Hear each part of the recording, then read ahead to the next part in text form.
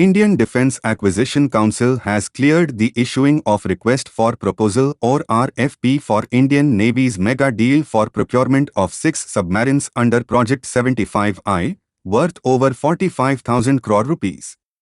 2 Indian companies and 5 foreign OEMs already shortlisted earlier. Today the Defence Ministry, led by Defence Minister Rajnath, discussed the project in detail at a high-level meeting and cleared the project.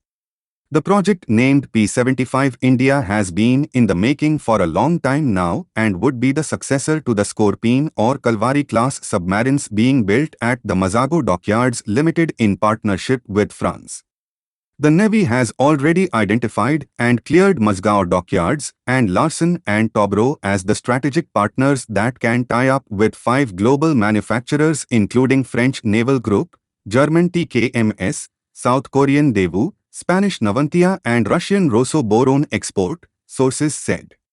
The Indian Navy has 2 major projects under the Strategic Partnership Policy, which had been envisaged to develop the indigenous private sector in defense as major producers, but now it has also seen public sector firms taking part in it.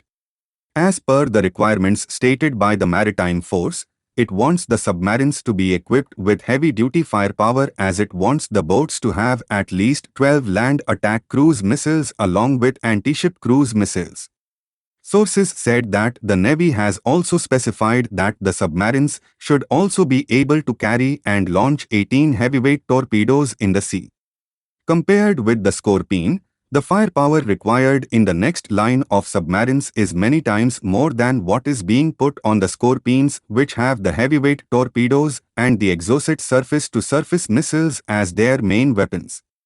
All the 6 submarines will be AIP system equipped.